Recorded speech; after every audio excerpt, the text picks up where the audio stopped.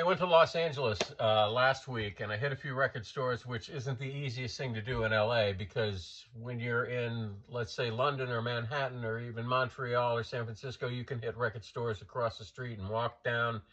There's no walking in LA, and every time I tried to look at the map, everything was like a 45-minute Uber ride. So I did the best I could. I probably hit I'd say about 8 different record stores.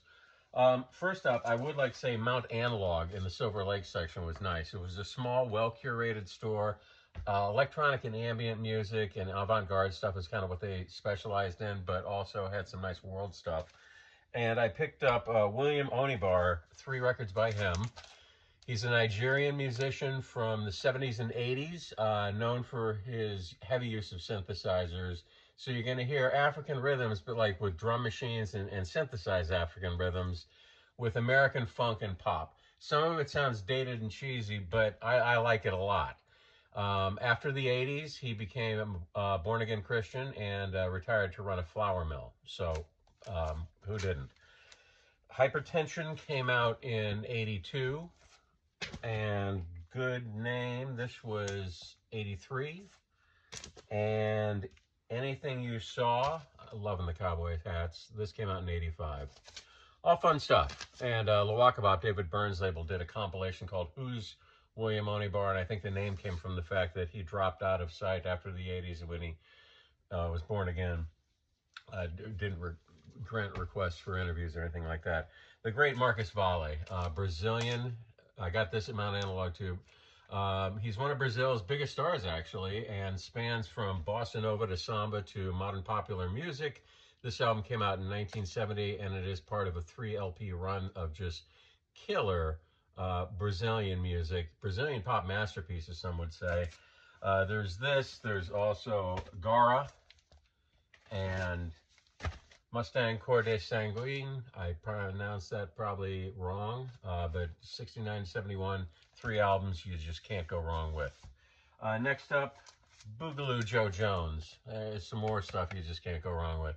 No Way, this came out in 1970. He's a guitar player, did several soul jazz records on the Prestige record label, and his first album came out in 68, I think 68 or 60, no, 68, and the last one I'd get would be Black Whip on 73. All killer stuff. If you're looking for soul jazz, you can't go wrong with this guy. One of my favorite labels these days, Analog Africa. Get it while you can. These things come out in limited edition and they sell it immediately. I never see Analog Africa hanging out in the bins, and I was kind of hoping when we go to LA there would be some bigger record stores and I would find some backstock of Analog Africa. Not a chance. This is the one thing I found, and I found it at Amoeba Records in downtown LA, which I think is a little overrated. I mean, they've got a lot of posters and t-shirts and stuff, not a lot of used records. Both Amoeba in San Francisco and LA, I walked out with the smallest amount of purchases of any of the record stores I hit. So, but I found this Chijiro, well, it's called they're the Zigzag Band, and it's Chijiro music from 87 to 98, and it's a combination of reggae rhythm, Mbira sounding guitar. That's the thumb piano. So, you know, like the African guitar players, they kind of sound like they're playing a thumb piano. So it's that thumb piano stuff, reggae rhythms, and a lot of 80s synthesizer. It sounds bad, and I wouldn't buy it on that description, but once again, Analog Africa pulls it out, and this is really good. I'm glad I got it. And like I said, with that label, get it while you can, because the stuff comes out, and then it hits the secondary market for like twice as much. So there you go. Gil Mel, he was a baritone sax player. This is from 1967. He recorded several albums before this on the Blue Note record label, starting in the early 50s, but Tome 6 is different. It's one of the first jazz avant-garde electronic records. Some consider it a pioneering masterpiece, others think it's just a curiosity. I think it's a cool record. I mean, it's straight up jazz with electronics sprinkled in, and apparently he built the electronics himself. There's also a pilot and several other things. If you know, interesting guy if you want to read about it. I got this from Amoeba too, and I mean, it is a big place, and it's good for getting new stuff that you could get on Amazon if you wanted to, God forbid. This is Polygon Windows Surfing Sine Waves, or also known as Aphex Twin or Richard James. This is, I've been a fan of his since the early 90s. I love his stuff. It just always sounds different. This is raw industrial techno with melodic synths sporadically thrown in. And he's got a history of building and modifying his own electronics and synthesizers, and it sounds like it. You know, when you listen to his stuff, it just sounds different, kind of creaky and analogs, and in a way, it kind of sounds like the old guys, like maybe Morton Subotnick in places. And the fact that he's at home tinkering, making his own electronics, well, that kind of explains it. Great guy. Next one, love this label, Soul Jazz. Venezuela 70s on Soul Jazz. This came out in 2016. It is called Cosmic Visions of Latin American Earth, Venezuelan Experimental Rock in the 1970s. That says it all. It's progressive rock, it's funky jazz, it's electronics with Latin rhythms. What could be bad? I'll take it. It's a double record. I've never been disappointed by a single Soul Jazz purchase ever. Or this guy, Mulatu Estatki. Mulatu Steps Ahead. This is the second one he did for Strut it came out in 2010. The guy's a class act. It's always a top shelf blend of Ethiopian music, Western jazz, and Afro-Cuban influences. He likes his Afro-Cuban music. Left Ethiopia to study at Berkeley Music, then came back and started a prolific career. And whenever you see his records, if that blend sounds good to you, it's always worth picking up. Another band I like, Los Straitjackets. They are the modern day kings of surf rock and roll. I love them, and you know, this album is like all their other albums. I mean, you got some surf tunes, you got a few garage rock tunes, you got some more surf tunes, and it's all drenched in reverb. And I think it's been a long time since they put out a record. I think it's been like 7 or 8 years, so welcome back. If you ever get a chance to see them live, you won't be disappointed. I saw them open up years ago for NRBQ, and I'm a huge NRBQ fan, but I think they stole the show. Jellyfish. Finally, I have the complete Jellyfish collection. I got both of them. They only put out 2 records. Belly Button came out in 1990. I think Spilt Milk was 93. And this is sophisticated power pop with a touch of 60s psychedelic music. And the 2 albums that they put out are absolute pop masterpieces, if you like that kind of thing. So I'm pretty psyched that I found this. Semantics Bone of Contention.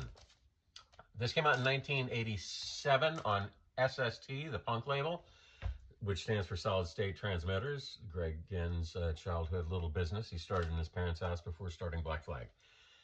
This is Sam Bennett on drums, Ned Rothenberg on sax, and Elliot Sharp on guitar. It's avant-garde rock, jazz, experimental stuff. Don't play it if you're having your neighbors over, your kids are having a birthday.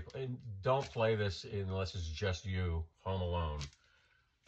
But it's fun stuff. Everybody needs some records like that. Roy Loney and the Phantom Movers, The Scientific Bombs Away. Roy Loney was the original singer of the great Flamin' Groovies, and it's on an equally great label, the roots rock label Norton Records. This came out in 1988. It's raucous rockabilly, it's party tunes, it's garage rock. All his solo records are a lot of fun, and this almost achieves the greatness of the first few Flamin' Groovies records. So I would recommend this. I wouldn't recommend this, even though I love him. I like this stuff, but not many other people do. Carl Stockhausen. This is highly abstract electronic works from 1953 to 1960. He did lay the foundation for modern electronic music, and I think his stuff's great. You see it floating around the bins, and I would think it'd be a little more rare, therefore more expensive, but it's always reasonably priced. So this I've needed for like 10 years. I could have gone online to order it. It's the Government Mules. They're doing Rolling Stone stuff. I have Volume 2. I got Volume 2 like 10 years ago. I could have bought this on Discogs, but there is the thrill of waiting to find something organically, naturally in the wild in a record store, and that's exactly what I did. Just flipping through the rock section, and I got this. So welcome home. And finally, well, I got a couple box sets. Gene Vincent. This is a 10-record set of Gene Vincent, and if you don't know who he is, he's the guy from back in the 50s who had the big hit Bebop-A-Lula. Well, Gene Vincent, it's raw, urgent rock and roll, and his guitar player, Cliff Gallup, from 56 to 57, was cited as a big influence on Jeff Beck and Jimmy Page. And Jeff Beck even, I think it's the early 90s, did an album that was kind of just a tribute to Cliff Gallup. I'm pretty sure it's called Crazy Legs. Anyway, 10 LP set. This is a Charlie box set.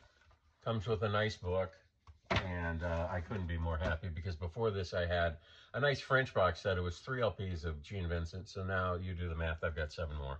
And I also got Soul, Vampy Soul, a label from Spain. In 2007 put this out. I love these little 45 box sets they do.